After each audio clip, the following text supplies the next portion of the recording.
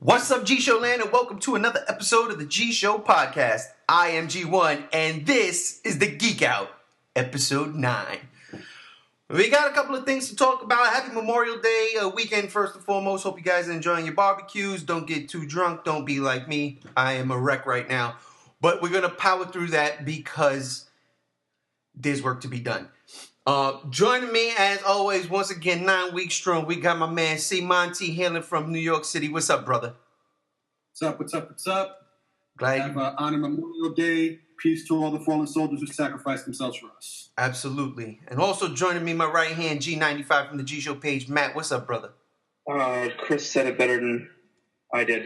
He should have gone second. Yeah. Yeah, no. It's Memorial Day weekend. Thank you for all you service men and women who serve and have passed. Let's get into this because we're going to have a really tough subject here in a moment. But before we get into that, and that's probably the news of the week. But before we get into that, let's talk about something that Chris has been busting my chops about. And that is the final Spider-Man Homecoming trailer that dropped this week. It's the final one. They show a lot. Maybe they shouldn't have showed all that stuff. I'm beginning to feel like you, man. I'm beginning to try to start to stay away from these trailers. At least these final ones. Because there was a lot that they showed in this trailer. And I'm not mad at it. I'm already sold with the movie. I'm going to see it regardless. But, I mean, I don't think you need to sell it any more than they've already had in the first trailer or even the second trailer. But Chris, you was adamant about this trailer. We just busted my chops all weekend long. Talk to me, man. What were your thoughts? No, yeah, I mean, I more or less agree, but I don't mind that they showed a lot and everything. Same thing as you. I'm still going to see it regardless. So even if walking into it, I know a whole bunch of stuff from this trailer. I'm still going to enjoy it. I thought they showed a lot of really cool stuff. I like the AI of the suit. Thought that was really cool. I like the little thing that they did where they had the kids are trying to hack the suits, like subroutines and stuff. Yeah. And they found a thing that says training wheel protocols because at the end of the movie, that's when they're gonna unlock the training wheel protocols, and that's when he's really going to give it to the Vulture. So that's gonna be the thing. That's gonna be the final moment. We're gonna have that oh shit moment at the end of the movie. We could do all this crazy cool shit he couldn't do before. But yeah, I mean, a lot of it was kind of rehashed stuff that we had already seen. Right. And, it's just more emphasis on what the plot's going to be and everything like that. But they also kind of showed you a few more of the cool tricks that the suit can do. So I'm looking forward to that. Yeah, I feel you. And you know what? I didn't even think about that, the training wheel protocol, because I was just laughing. I thought it was funny, something Tony Stark would absolutely do just to stick it to the kid. You make a good point about that. So, Matt, Let me ask you, the training wheels come off. Are we seeing the Iron Spider in this movie? I'm probably going to save that one for the sequel a little bit, but I don't think this trailer really gave too much away. I think it was just showing off a couple different beats that we didn't see before, I guess. And I don't think there's anything really wrong with that, which is kind of weird coming from me because I'm the no third trailer kind of guy. Yeah. But I don't know. I don't feel like it spoiled anything in the movie for me or took anything away because, this is going to be, we've seen 8 minutes of total footage for this movie. If that, yeah.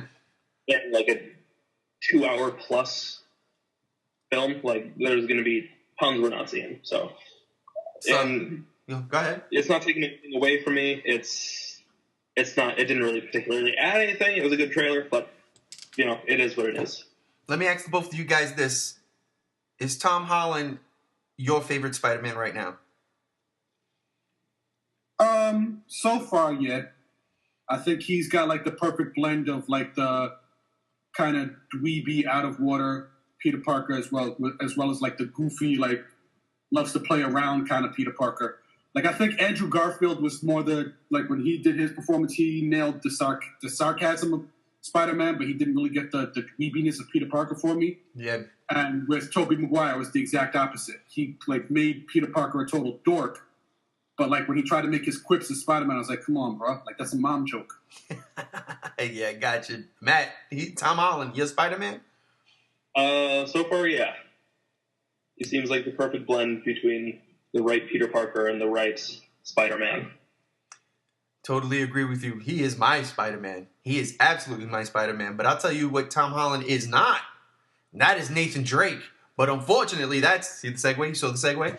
That's what Sony did by casting Tom Holland as a young Nathan Drake in the Uncharted movie. Now, for you guys that don't know, Uncharted is a game series for Sony, for the PlayStation, that stars Nathan Drake as this adventurous, cocky, almost lovable. He's a lovable a-hole. He's like Star-Lord, but like if Star-Lord was Indiana Jones.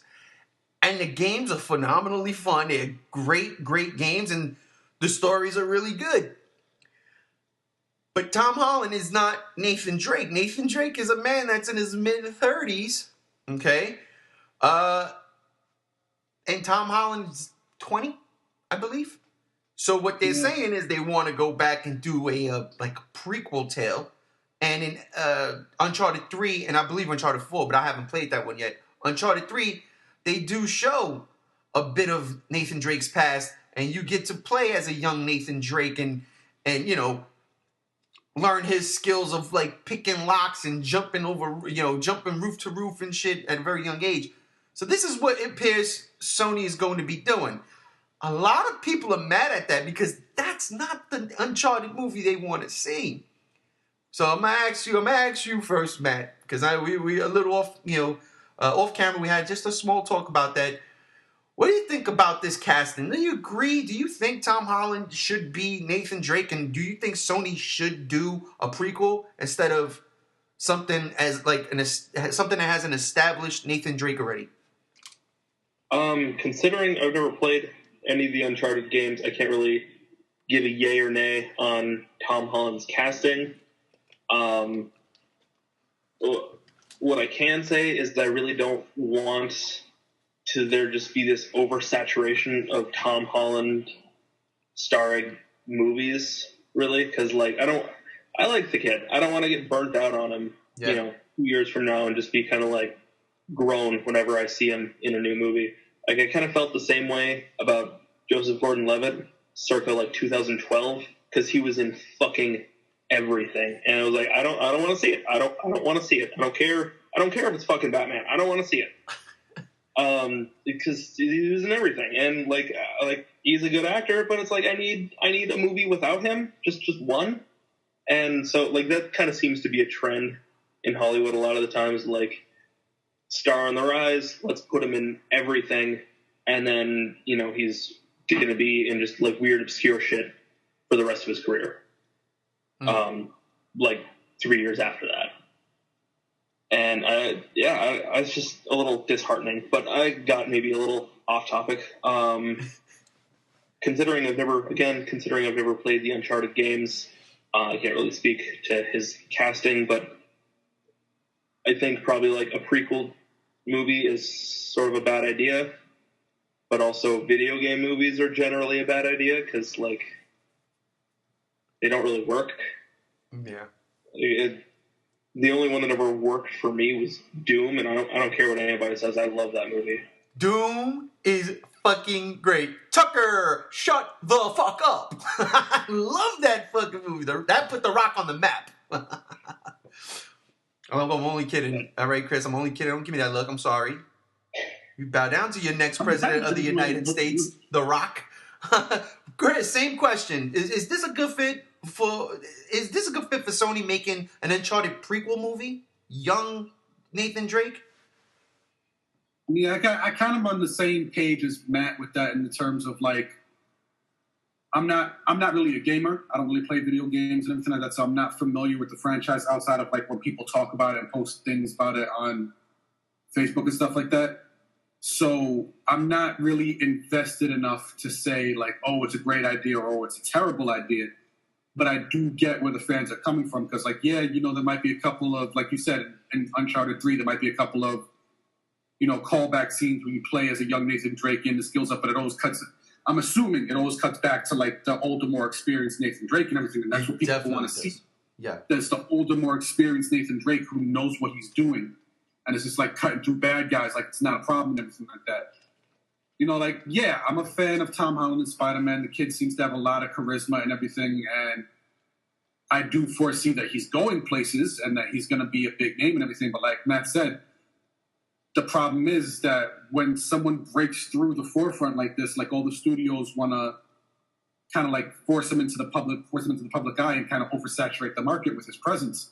And you wind up getting burned out on the dude. And it's like, I don't want to, like, same thing's not. I want to see Tom Holland every single movie. And I especially don't want him to just be shoehorned and pigeonholed into like action style movies. Let's see if the kid's got range. Let's see if he can pull off like some kind of indie coming of age movie or like a romantic comedy or something. Give him, let him test his range and not make everything about the fact that he can do gymnastics and that's why he fits into a role. And also like, because now it seems like they're shoehorning the Uncharted franchise to fit him so that they can give a vehicle for him as opposed to like, is he really the best choice for in an Uncharted series? Because I know a lot of people have said, I don't know who would be the best role because I'm not definitely. I know I see a lot of stuff on the internet about like, get Nathan Fillion, whichever. There's another one that everybody just wants in everything. Let's calm down with that. Nathan Fillion does not have to be every single character ever. That doesn't be your go-to guy for like every character. Hey, we're doing a new Green Lantern movie. Nathan Fillion, like, relax. He could be Green Lantern. He does embody those roles. He definitely fit the role. What I'm saying is like, it seems like on the geek front on the internet, like that's supposed to be the guy. And every time, there's this unfilled role in like a video game movie or a comic book movie. Nathan Fillion, he can do it. Relax. I like the guy too. I love Mal Reynolds. Yes. Relax. So I can see why people would want him and the more experienced Nathan Drake and everything like that. And it's just like, because what are they trying to do? Are they trying to do a prequel and then jump to the next one? You have the older one, or are they trying to make the franchise grow with Tom Holland? Are we getting a bunch of young Nathan Drake movies until Tom Holland looks old enough to be the actual Nathan Drake? Like, what's the game plan? Exactly, and that's what I think Sony's doing. Sony right now has 2 franchises with Tom Holland. They got Spider-Man, and if Sony is smart, and this is something that I hope for, if Sony is smart, instead of taking Tom Holland back, they actually continue a joint venture with Marvel for the future, for after whatever the deal they have in place. I hope in a perfect world that would be the case. But Sony has him locked with Spider-Man. Yeah. I'm not 100% sure that from the way he's been talking, I'm not 100% sure that Tom Holland is interested in playing Spider-Man outside of the Marvelverse. He might do it because he likes playing Spider-Man, but he might, like, when that contract comes up, he might say, no, I want to be on screen with Thor and Hulk and all those guys. And if you're going to be doing like something separately from that, I might walk. Yeah, that's a big possibility, and if that's the case, that's scary. But I think Sony. Hopefully, I hope Sony comes to terms with that when that time comes. As far as Uncharted goes, yeah, Nathan Fillion. I'll tell you why. Because you guys haven't played the game. But go watch a couple of YouTube clips. Not watch the whole damn films, but just go watch a couple of YouTube clips of Nathan Drake. He is exactly what Nathan Fillion is. He even sounds like Nathan Fillion. He kind of resembled Nathan Fillion. And he's got this wit about him, like Mal had in Firefly and Serenity. It's there. So that's why everybody's always jumping to Nathan Fillion bandwagon. I was, absolutely, but not now. Back, let's say, 5-10 years ago. That the designers of the game deliberately did that. Like, they modeled the character after Nathan Fillion. Yeah. And then, like I said, it's just a fun... It's fun, but I don't think he's right for the role now. You know what I'm saying? We saw... He's not old, but he's not spry either. So... I wouldn't necessarily put Nathan Fillion, but I will. I was talking to my friend about this because we both like Uncharted, and he was like, "I don't understand why they're doing this. Is it so hard to find an actor to play Nathan Drake right now?" And I'm like, "Who would it be?" Because think about it. You have your Chris Pratt's that's already in. The name comes up for Indiana Jones, right? I wouldn't mind Chris Pratt as an Indiana Jones in a reboot type thing, right? I think it's a great idea. I think he fit the bill. But I never saw him as Nathan Drake. My friend goes, what about Bradley Cooper? Ding, ding, ding, ding, ding, ding, ding. I couldn't have said it better. That, to me, is the perfect casting. So I see this, and I'm like, damn, they should have actually just did an Uncharted movie with Bradley Cooper, which would have been perfect because he He could do everything that Nathan Drake does as far as the character is concerned. He got that down to a fucking science. So for me, I'm a little bummed out by the fact that we're getting a young Nathan Drake. I don't really care about that. I like Nathan Drake, who's already done 4 or 5 crazy adventures. He's seasoned and goes in, and you don't have to lift anything from the games either. You don't need to necessarily tell the story from the games. That's one of the things I love about a series like this, kind of like Indiana Jones. You could just send the guy out on an adventure. That's all it is. Sword in the Stone. I mean, not Sword in the Stone. What the hell was that? Romance in the Stone style. You know what I mean? Back in the days. Just do some crazy shit like that, and I'm totally down for it. But anybody here, well, y'all never even played the game, so I guess that's a moot point as far as casting an older Nathan Drake. Besides Nathan Fillion, Matt. Shit, I don't know. Maybe Tom Cruise like 10 years ago? Oh, yeah, I could see that. Tom Cruise. Like even now, because Tom Cruise has been showing consistently like he's still got it. He can still pull off like the action shit and everything like that. And do maybe it's slightly older than Nathan. Who knows? That wouldn't be a bad thing. Speaking of Tom Cruise, another segue.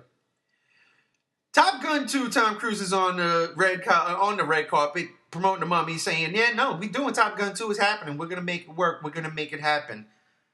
I personally don't care about Top Gun. Never seen the movie. Don't think I ever will. And why? I think it's just way too late to make a Top Gun 2. This is just my personal opinion, but this is something Chris brought up again. We have these conversations during the week over Messenger, and sometimes they get a little fun. Top Gun 2, Chris, let me ask you, seriously, do you think it's necessary now? Do you really want it? Do you think people are clamoring for it?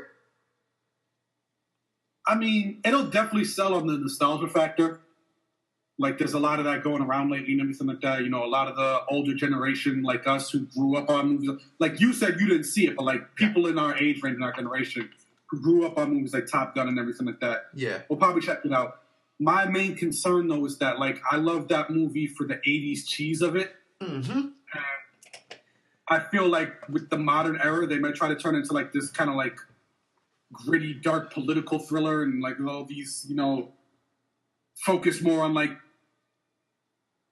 the factions, like, you know, what's going on between U.S. and Russia and all these other different countries right now and, like, the Middle East and stuff. And they'll try to make it, like, into, like, this message kind of movie. Where I just want to see Tom Cruise in a bar singing freaking The Righteous Brothers again. Like, that's what I'm looking for out of this movie. So, I mean, I'm ready to take the highway to the danger zone again, but only if we're actually going to the danger zone and not freaking, what's the political theme and thesis of this movie? I'm not interested in that for this. I want to see like the dudes high-fiving us again. I want to see Tom Cruise flying upside down over a MiG and giving the guy a finger again. Like, that's what I want, the cheese factor. Matt, Top Gun predates you about a decade or so. Have you ever seen the movie, and are you clamoring, because you're not of that generation, are you clamoring for a Top Gun 2? I have seen it. I do enjoy the movie. I have a friend it's his favorite movie of all time. He's actually a couple years younger than me. But he, as a child, he said he watched it every single day. So he knows, like, every single line to that movie. So he's hyped.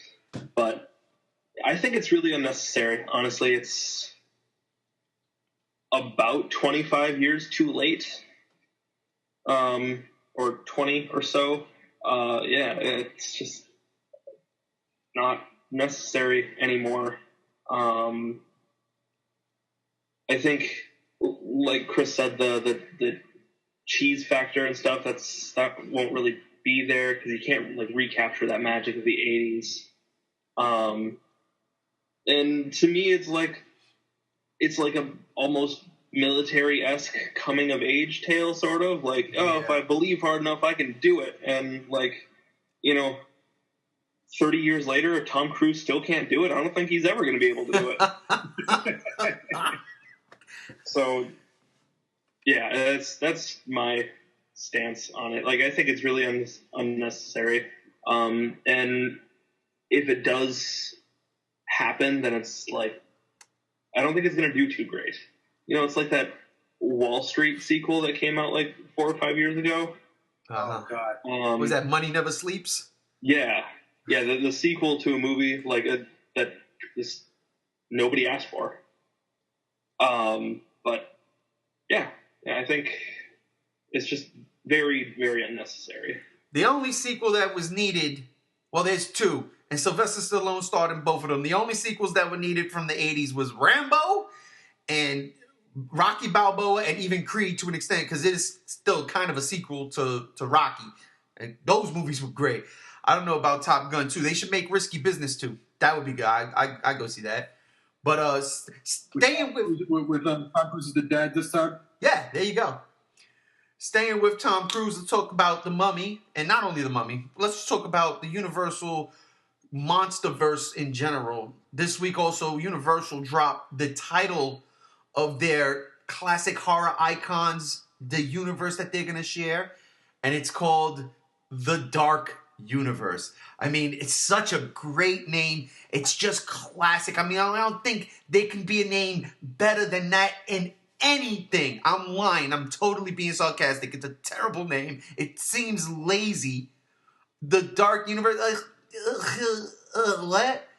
I don't know. I wasn't too impressed with the name of this Monsterverse from Universal. Matt, you're into the monster scene. What do you think about this name, Dark Universe? It's a little edgy. Like, they're trying a little bit too hard to seem like all weird and alternative and stuff. And I don't know. I have hopes for it. You know, I think there is a way to do all this and make it work. But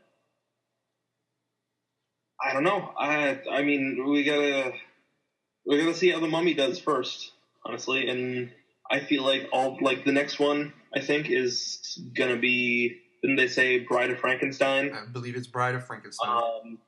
And I mean, that'd be cool, but like, I don't want it to have any kind of similar tone to that The Mummy has. You know, like the Frankenstein movies, I feel like should be they should be arguably the darkest out of all of this dark universe. Because that, I think that the whole Frankenstein kind of mythos deals with a lot more like existential themes than any of the other classic monsters.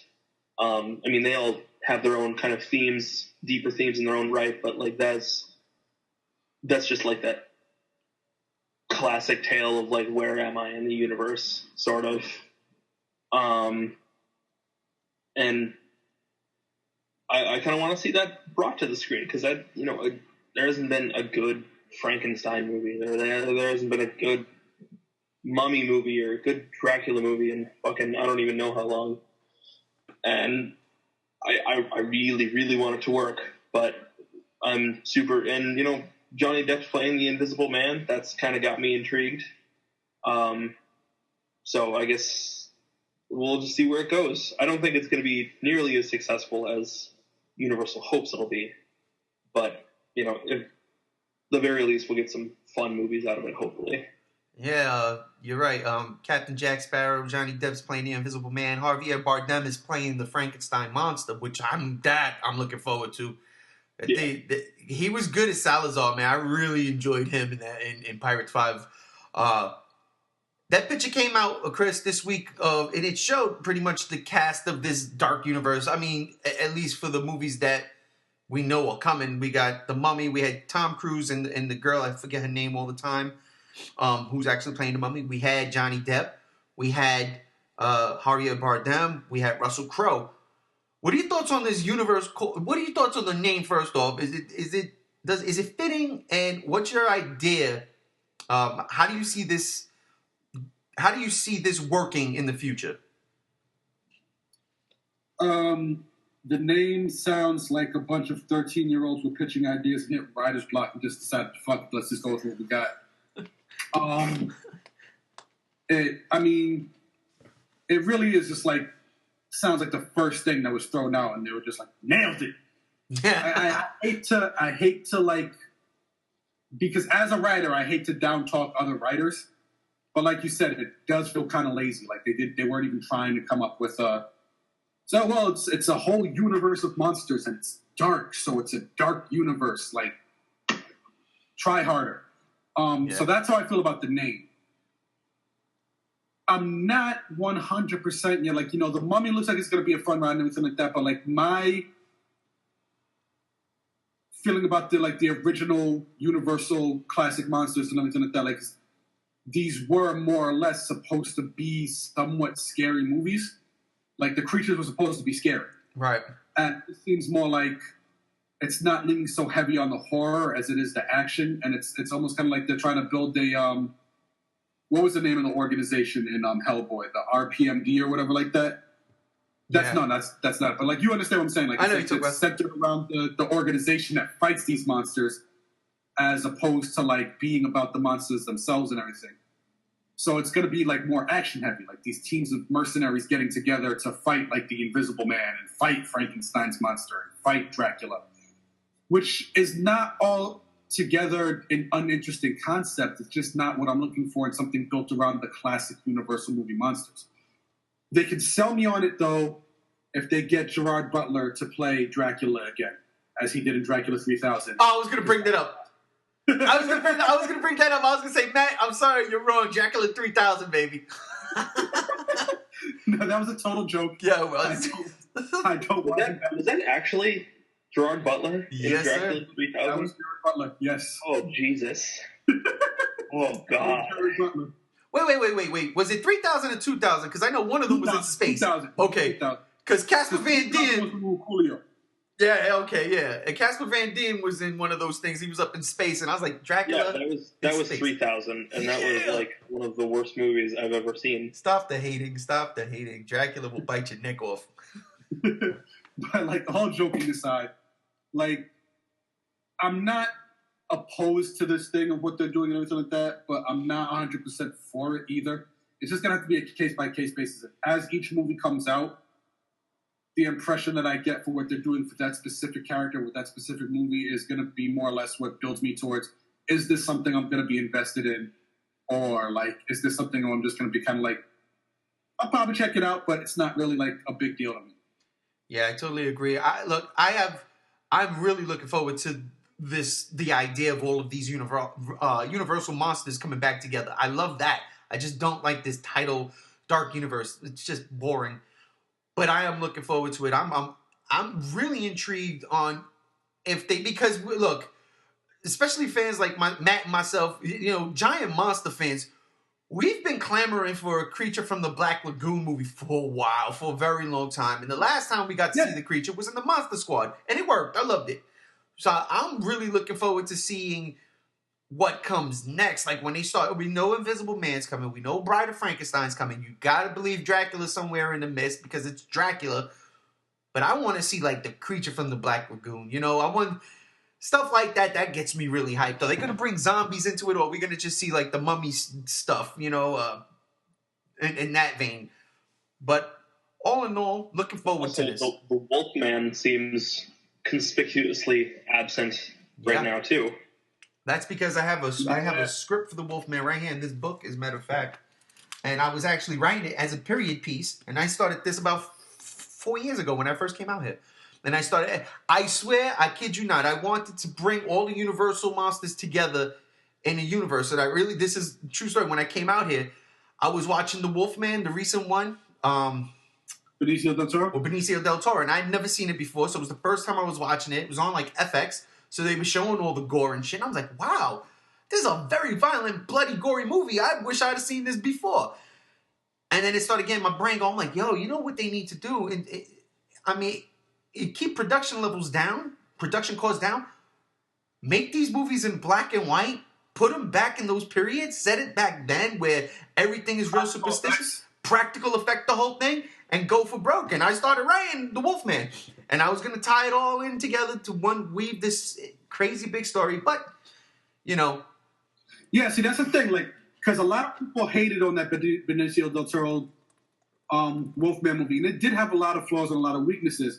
But one of the things that it got right is what I was looking for out of this whole Dark Universe thing is the horror of it. Because he was chomping bodies left and right. And that's what I want to see in these kinds of movies and everything like that. Like a Wolfman who's actually legitimately you'd be scared of because he's cutting through people. Dracula, who's like cutting through people, and you have to stop him. And then if you want to do it like where it's all tied together in one universe and everything like that, as cheesy as the movie was, you brought it up, do a whole Monster Squad thing where, like, you know, Dracula or one of them has some kind of plot that involves all of them and brings them together. And then you have the thing where, like, this Prodigium or whatever the organization is called has to come together to stop them and fight them and everything like that. That is something that I think would work if that's the direction that they're going. And I hope they are. It's you know, it's too early to tell because we're just basing everything off of what we've seen of the Mummy so far. Yeah. But like, I hope that's kind of the direction they go, and that's what would sell me on it. Gotcha. You know, it's weird that people like you're not the first one that I've heard bring up the whole Monster Squad thing, and like, don't get me wrong, it's like one of my favorite movies ever. Absolutely. But it's like the Monster Squad when that came out. That's not a Universal movie. Like that was like something that they took all these public domain characters and kind of did their own thing with them. That's why the creature is called the Gill Man and stuff like that. You know, so it's not like a, I guess, canon thing that a lot of people think it is. I don't really know where I was going with that, but I just... No. I get that. Like, I know what you're saying. I'm not saying necessarily do it like exactly like the Monster Squad, but take the page out of that book. Use that as like a guideline of how you bring these monsters together. Mm-hmm. Just get Fred Decker to write it again. Or remake Abbott and Costello meet Frankenstein with a like Key and Peele. I think they're a pretty fucking good comedy duo. I'd be down for that. Wow, I'd be down for that, actually. I really would be down for that. Wow. Damn, man. Now you got my head just spinning with that one. I'm like, Sean, that would be awesome. Oh, man. So, yeah. That had Dracula, had Frankenstein, had the Wolfman, even had Vincent Price doing the voice of the Invisible Man. And totally, like, that's like the original Monster Squad because it was funny. And, you know, like, I'd be totally down for seeing a modern day version of that with, like, a modern day comedy duo. No, absolutely. I can see it now. Key and Peele and the House of Dracula. I'm with that. I'm with that. I totally buy that. But we were speaking to Sony, Universal, dark horror, blah blah blah. Sony is rebooting Resident Evil. How's that sound? Huh? Who wants another Resident Evil movie? Let's be for real here. Nobody. Really? Was Resident Evil the not-so-final chapter it was too much for you guys? Okay, what if I told you James Wan is going to be producing this reboot? What would you say now? I'm a little more intrigued with James Wan being involved, but I'm still not, like, you know, I never got invested into the video game series. Never made it past the second movie, so I'm indifferent to it. Like, if it looks good when it comes out, I'll check it out, but I'm not like, yay, Resident Evil. No, I feel you on that one. Matt, what about you? I don't know. I really don't know how I feel about it. Like, obviously, as you said, we all knew that the final chapter wasn't going to be the end of it. We know it was going to be the end of Paul W.S. Anderson and Mila Jovovich being involved, presumably, at this point in time.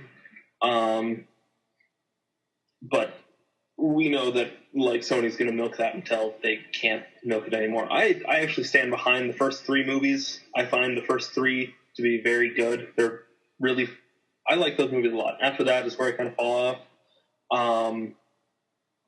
And James Wan does have me intrigued because I think he is like one of the modern horror masters, but I really like the stuff that James Wan directs. Stuff that he only produces seems to be subpar. Case in point, Annabelle, Insidious Chapter 3, you know, stuff like that, or just really, really lackluster, as opposed to, you know, first two Insidious movies I thought were great. Dead Silence I love. The Conjuring movies I love. Well, the first one mostly. The second one is even the first Saw. The first Saw, yeah. First Saw was great. I kind of figured that one just kind of went without saying because it's Saw, but Yeah, so him only just being a producer kind of doesn't really do a whole lot for me because I feel like he does much better work as the director. But it has my attention. I like the Resident Evil series. That's a guilty pleasure of mine. I didn't like 3 as much. 2 is my favorite one out of all of them because it was the most video game accurate. In terms of Raccoon City, a practical nemesis, which I thought still to this day is rivaled only by Goro in a video game movie. But I'm intrigued by this. The only reason why I'm intrigued by this is because there's a couple of things. Resident Evil, I want zombies. I'm a zombie head. That's my favorite horror thing, zombies. But Resident Evil, the game series, has evolved so much to where we're at today, where Resident Evil 7 was downright frightening. And I just recently played that maybe 2 months ago. I just played and finished it. And it's so not your typical Resident Evil game at all. It's very up close and personal. It's the most claustrophobic one because everything just feels like it's tight. And there's some really good jump scares. And I don't think, though, you can make a whole movie based... Well, you can make a movie based on that game. I just don't think it would be fun. And I feel like that movie has already been made, is the thing. I believe so, too. You have an idea. I have no clue what movie that is, but that premise has always been... Well, a movie in the vein of that kind of setting. Yes. Dozens of those movies have already been made, so, an adaptation of that wouldn't be necessary. It's also worth mentioning that Resident Evil 7 in VR will give you nightmares. It's like, imagine playing that game, but now you're living that game. Fucking terrifying. Yeah, I'm going to stay away from that one. But if James Wan does do this, I really hope they don't do the bioweapons that plagued this franchise that just finished. And it was more of an action franchise than it was horror. They added a lot of, violence to it and tried to make it gory, but it was so stylized and so slow motion shots and damn near every freaking movie. It gets tired and boring. I would like to see a straight up, do the mansion. Go do the first game, do the mansion, give me zombies. That's just the way I feel. But I'm intrigued to see what James Wan actually does with it because his movies do frighten me. But like you said, Matt, he's producing. We got to see how that works. What really sold me on is if they just did a straight up adaptation of Code Veronica. Oh, that would be fucking amazing. Because I like, the first one I got into watching my friends play, Code Veronica was the only game that I absolutely fell in love with. Because I got the Dreamcast when it came out, and Code Veronica was like the first game on the Dreamcast and everything like that. And I got hooked on that specific Resident Evil game. So, like, if they just did a straight-up adaptation of Code Veronica, that would sell. I like Code Veronica. I'll even go Resident Evil 4. You can make a game out of Resident Evil 4. Visiting a South American country, digging up these parasites, and yeah, they don't have to be zombies, but I forget what they were named, but the Las Plagas, they were badass things, man. I love that freaking game. You could do something like that, but just leave the insane giant monsters out of it. Try to make it a little scaled down and to make it horrifying. That's just the way I'm looking at it. I want to see more stuff on this. Like I'm really looking forward to hearing more and more about this particular project. I don't know when it's going to start. When we're going to get any type of news. This is just, James Wan, we're rebooting Resident Evil. He's attached. So, but I'm looking forward to seeing what comes from it. All right, I'm cutting this topic out. We're going to go to this last topic right here. And this one is probably the news of the week. And it is really sad news. And it's news that, I didn't put this on the G Show Facebook page because I don't know, man.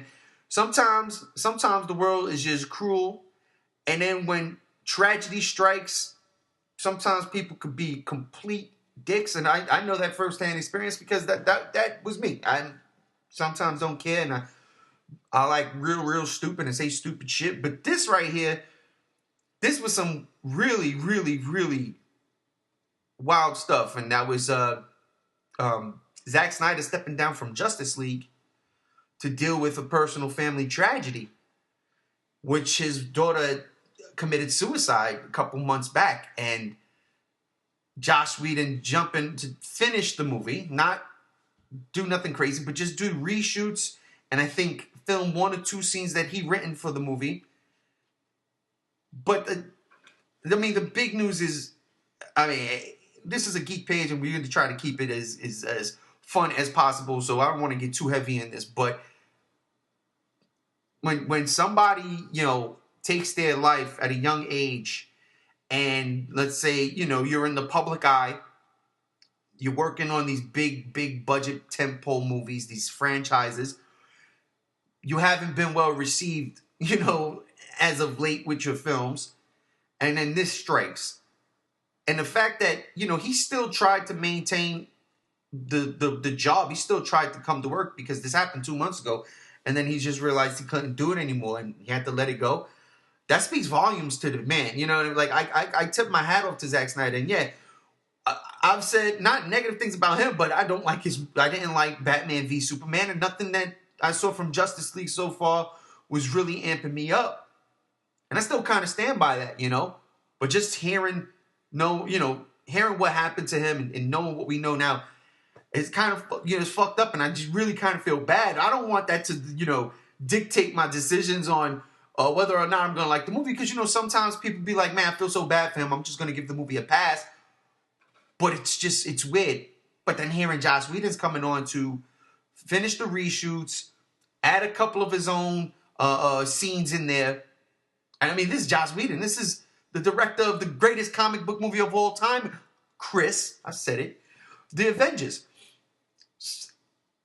It's bittersweet, is what I'm trying to say. Matt, you have anything to say?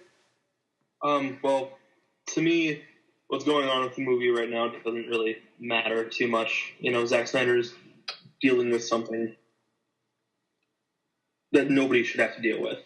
And, my heart goes out to him and his family. And, it's just a movie, honestly, and he needs to do what he needs to do for him and his family. And, it's just, it sucks that, he's not going to be able to oversee it all the way through. But DC is really stressed that what Joss Whedon is doing isn't going to change. It's going to have Zack Snyder's tone and style. They've really stressed that. It's not going to become a Joss Whedon movie, right? Or anything like that. And that's good. I feel like that's that's respectful to Zack Snyder and stuff. Because he at this point, justifiably so, can't do the job right now. And that's not on him. And if somebody has a problem with it, that's speaks volumes about them as a person. Just kind of how the lack of empathy and compassion, I guess, or lack of understanding that this dude's going through something horrible, and somebody else is helping them out. Yeah, Chris. Yeah, I'm on the same, like you, my mind goes into troll mode often. Yes. And so I'll admit that initially when the news broke, before I had a chance to sink in, a few dark jokes popped up that I kept to myself, because I was able to check myself and remind myself this is not, don't do it. It's not cool. But anyone who did follow through on that and, kind of talk shit about the dude after the fact, honestly, like Matt said, that speaks more about the person than it does about stuff. You're a piece of shit. You really are. And if you made a joke about him and his situation, you're a piece of shit. That's number one right off the bat. And also I agree with Matt in the sense that, how this affects the movie is irrelevant. Yeah, it sucks that we're not going to get the or depending on your view of it and everything like that, it's may not be cool that we're not going to get the full Zack Snyder version of Justice League and everything. But that's irrelevant. How it affects the movie is irrelevant. He's, much commendment and kudos to him to carrying on as long as he did, because as far as I understand, his daughter's suicide occurred in March. Right. So from what I read from him was that he kind of like threw himself into the work as maybe it's like a distraction, so he wasn't thinking about it. But now he's decided that he just needs to deal with it and get some closure and everything like that. So I really hope that he comes through, and I really hope that his family is able to move past this and everything, and that it doesn't kind of destroy him, tear him down or anything like that. Because it's a tough thing to have to deal with. And I'm not a parent myself, but I can put myself in that empathetic position. Like, it's very often parents say, like, no parent should have to bury their child. Yeah. So, like, I have to imagine that's a tough thing to have to deal with, like, to watch your child die. Especially when it's, like, such a tragic thing, they took their own life because they couldn't deal with whatever life's issues or whatever. So if you read that and your concern is how this affects the movie, fuck you. Like, seriously, fuck you. That's not a concern or a priority for him or his family at all. It shouldn't be a concern or a priority for any of us. The movie's going to be what the movie's going to be. He needs to deal with his situation. He needs to be able to grieve, get some closure. His family needs to be able to grieve, get some closure, and move forward. That is the key thing. So, like, what this has to do with the movie is completely irrelevant. And I just hope that they find peace, man. I really, for as much shit that I've talked about his work, and I've said that I'm not a big fan of it and everything like that, I really hope that he's able to find peace. Because that's got to be a tough fucking thing to deal with. Well said, man. Well said. As a father myself, it's one of the scariest things. I mean, we had that news, and then the thing that happened in Manchester, the suicide attack. I mean, it was a rough beginning to this week. I will say that. It was like, what is going on? And I had to talk to my daughter. I sat her down, and she doesn't know who Zack Snyder is. She does, you know what I mean? She doesn't get it. But as a father who's ingrained into this culture and loves it like that, she's seen Batman v Superman. She knows there's a Justice League movie coming out. But I just have to tell her, listen, don't ever let nothing get you down. Always try to stay strong. Don't let nobody. And she's a good kid. But I felt like I had to say something because of it's just one of those things. And while I haven't personally had experienced it in that vein, I know what it's like because my brother passed away when we were young. So my parents had to deal with that. I was there. I saw it. It's rough.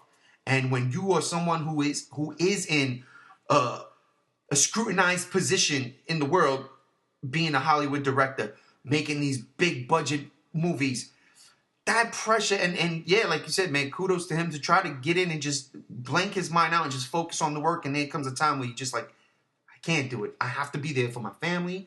And you know what? I need my family to be there for me. And like you said, man, my heart go out to them. I really hope that he finds peace, like you said, Chris, because it's something that just, it never goes away. You can try to forget it. Time doesn't heal all wounds necessarily, but it always leaves a scar. I'll put it like that. You're always going to have the scar.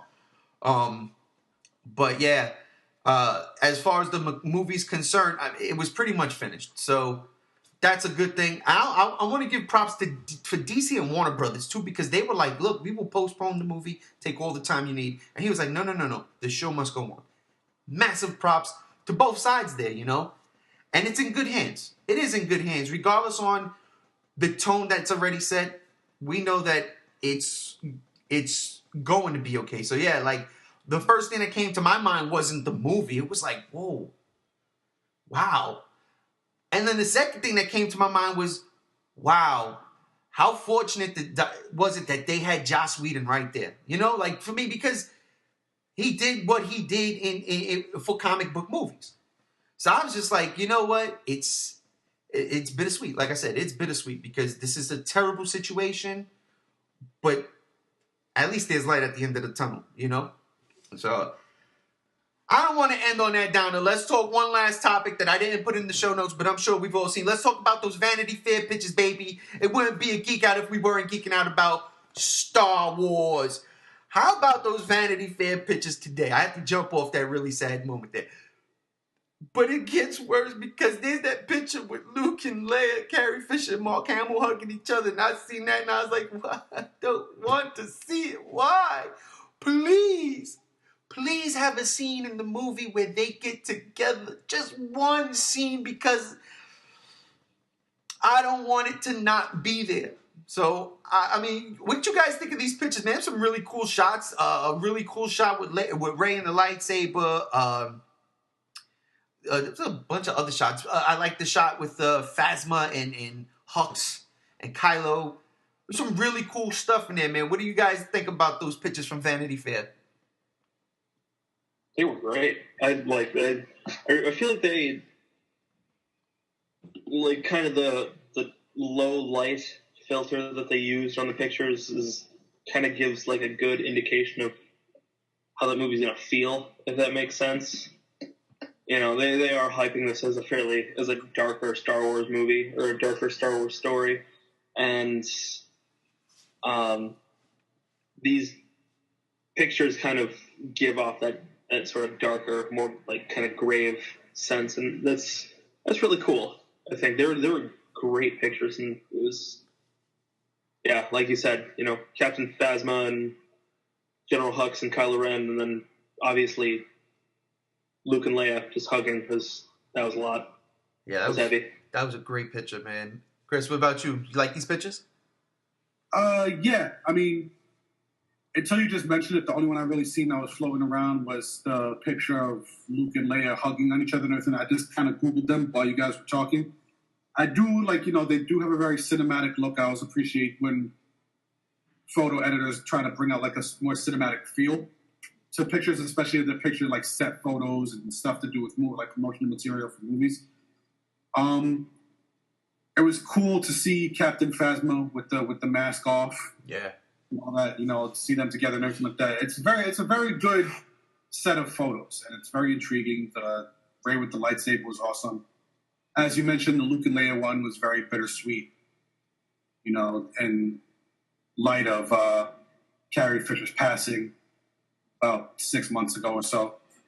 Not even like 5 months. I'm losing track of time. But yeah, it's just a bittersweet kind of thing, and I do hope that they have scenes together in this movie, especially considering there won't be opportunities for it in the future, unfortunately. Right. But they were cool pictures. I was very, very thrilled by them. They look amazing. I tell you, I can't lie, man. I seen those pictures yesterday when I saw Pirates of the Caribbean, and I don't know what it was, man. I saw that Star Wars trailer. Again, this is like the third time I've seen it in theaters, and it was just something about it this time. I just sat there and said, yep, December can't come sooner. But I don't want to rush everything, because if I rush everything, then this day will be over and I won't have an opportunity to enjoy a good old-fashioned barbecue. It is Memorial Day. Oh, it's Memorial Day weekend. It's a barbecue day, so for anybody out there today having a good time barbecuing, man, enjoy yourselves, be safe, geek out. And thank you guys for joining me today. I'm going to wrap this up here. Chris, man, thanks again. 9 weeks. No problem. Once again, have a great Memorial Day, guys, you know, and thanks again to the soldiers and the sacrifices. Yes, sir. Matt, thank you, my brother. Thanks for having me. What Chris said, same. Once again. He could have gone second.